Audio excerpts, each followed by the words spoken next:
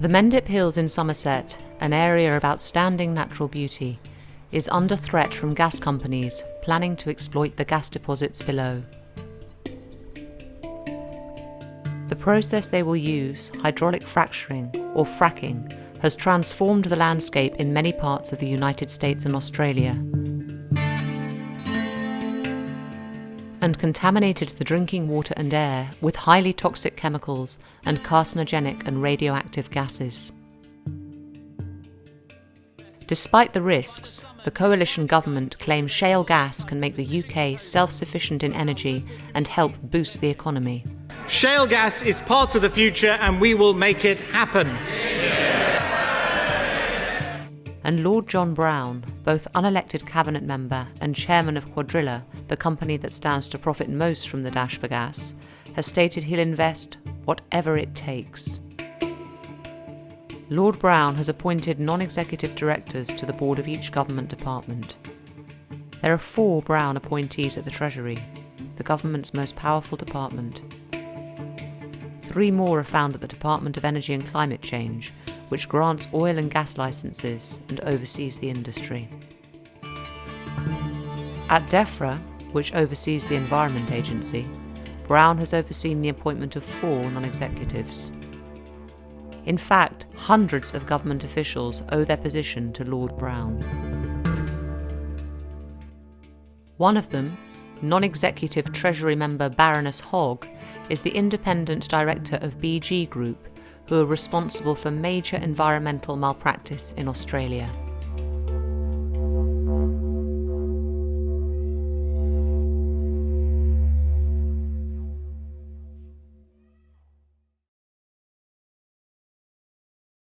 The government have sold 4 petroleum exploration and development licences, or PEDLs, covering 650 square kilometres of Somerset and including the entire Mendip Hills. The Mendips are laced with springs and rivers, providing irrigation for farming and drinking water for Bristol and the surrounding area. If we start messing with the geology and we start messing with the water that's coming through that, then that will affect farming right the way across the Cheddar Valley. 3 of the PEDLs are owned by tiny exploration company UK Methane in partnership with Australian firm Eden Energy. In reality, they are simply the pioneers. Once they are able to establish their exploration wells and then turn them into production wells, and once it's pretty much a given that there's X trillion cubic feet of gas in that area, then the company will be sold to one of the majors. In fact, Centrica, major investors of British Gas, announced in June 2013 that they will invest £100 million in Cuadrilla since they completed exploratory drilling in Lancashire.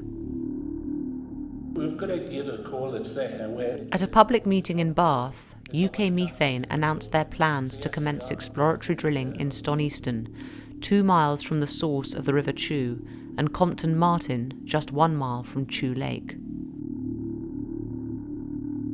The process they will use, known as coalbed methane extraction, involves drilling into coal seams and pumping water out to the surface, thereby releasing the gas from the coal. Fracking is often used to enhance the process. Fracking's been around for about 70 years, and initially it was just pumping generally water and sand under enormous pressure. But over the last certainly 20-25 years, the industry now mixes the water with a cocktail of chemicals. A 2007 US study identified 200 chemicals used in Colorado fracking operations, of which 90% are toxic. Some survey work that was done in the United States with some of the companies that are voluntarily reporting showed that 1 in 3 hydraulic fracturing was using a carcinogen, that is a chemical that causes cancer.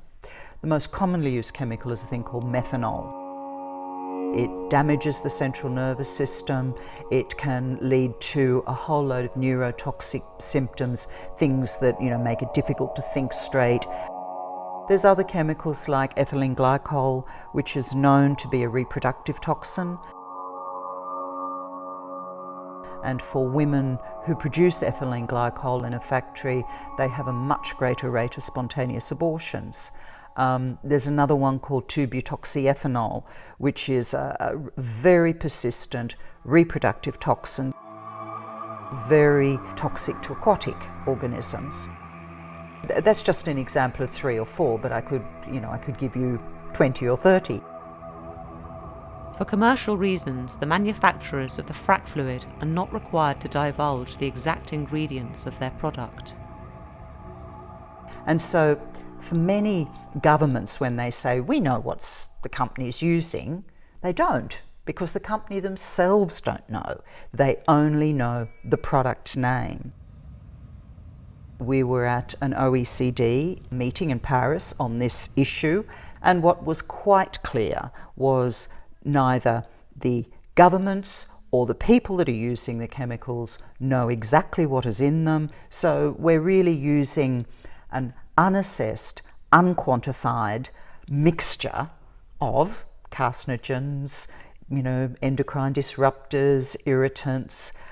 So it really is a chemical cocktail that goes into the earth, of which up to 40% remains there, and we don't know what it does.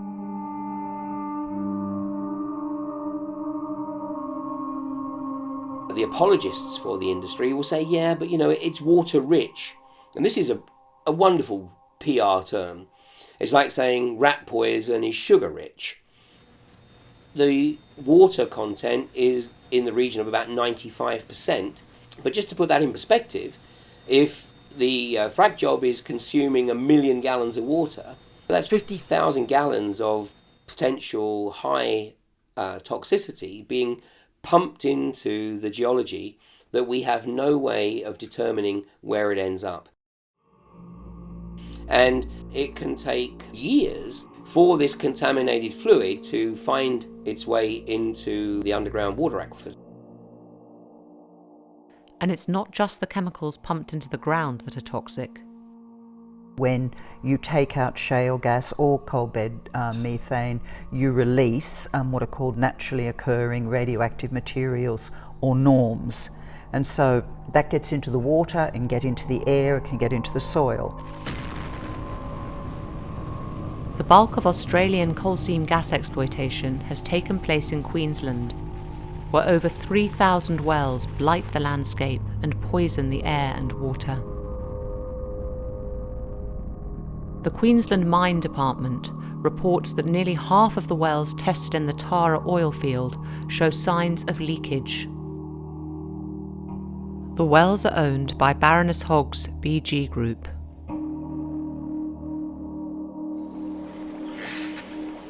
Another company, Origin, have caused the River Condamine to constantly bubble with methane and other gases. And obviously it's very noticeable in rivers and streams. On the land, it's not so obvious. And because methane is odourless, you're actually breathing a non-indigenous mix of gases without realising it. This meter detects combustible gases such as methane, benzene and ethanol. That's unbelievable. That is actually scary. Like many that live near the gas fields, Brian Monk's family in Chinchilla, Queensland, are fed a constant diet of methane and other gases. I've pushed it your way more. There we go, it's come back, it's still in the air. Not from cow farts. Koala farts. Not So koala is this farts. methane cow breaths. only? No. Oh. 10 gases. The Environmental Protection Agency in America used infrared cameras to show volatile gases, invisible to the naked eye, being pumped into the atmosphere during the drilling process. The Monk family have suffered a range of symptoms consistent with exposure to these gases, including bloody noses, breathing difficulty, and severe headaches. The monks also discovered their water borehole had become contaminated. Look at that. One of the CSG companies, Arrow Energy, had to acknowledge that they had contaminated their monitoring bores with what's called BTEX, which is benzene, toluene,